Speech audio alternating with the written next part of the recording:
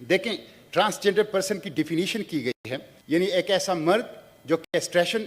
سے گزرا ہو یا ڈیمیج ہو چکا ہو اس کو ٹرانسجنڈر قرار دی گئی۔ ایک مرد سرجری کی صورت میں، اور ڈیفینیشن 3 کی روح سے ایک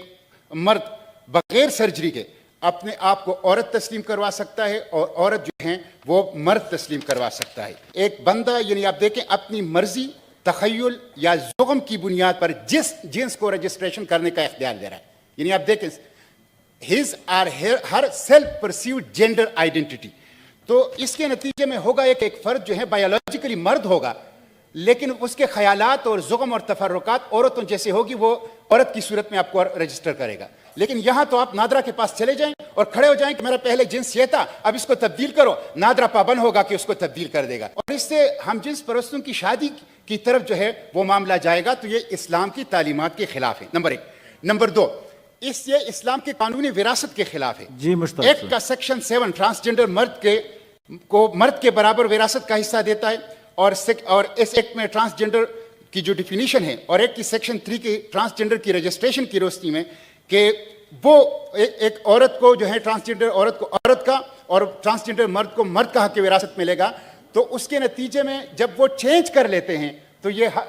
قانونی وراثت کے اوپر بھی اس کی ضد پڑتی ہے۔ تو مسٹر چیئرمین، اس لیے میں نے یہ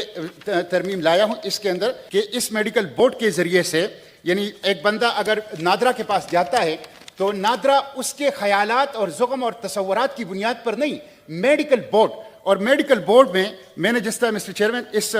کے اندر میں نے لکھا ہوا ہے کہ اس میڈیکل بورڈ کی بنیاد پر جو ہے یہ تبدیلی ہوگی۔ نادرا سے پوچھا تھا کہ پاکستان میں جب یہ قانون بنا ہے کتنے لوگوں نے اپنی جنس تبدیل کی ہے؟ یہ میرے پاس جواب آیا ہے 10 نومبر کو سینٹ کے اندر۔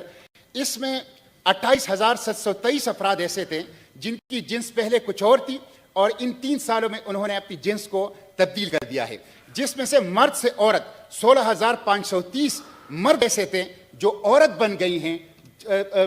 ڈاکومنٹس میں اس گزشتہ 3 سالوں کے اندر۔ 12,154 عورتیں ایسی تھی جو مرد بن گئی ہیں ڈاکومنٹس کی حد تک اس قانون کے تحت۔ تو اس کا جو ہے اسلام کے خاندانی نظام کے اوپر بھی، اور اس کا جو ہے اسلام کے حق وراثت کے اوپر بھی، اور اس کے ساتھ ساتھ اسلام کی جو شرم و حیا کا نظام ہے اس کے اوپر بھی، اور یہ ٹرانسجنڈر کی رائٹ کے آڑ میں جو ہے مس یوز ہو رہا ہے۔ جو اوریجنل اور حقیقی ٹرانسجنڈر ہے ان کو کوئی فائدہ نہیں ہو رہا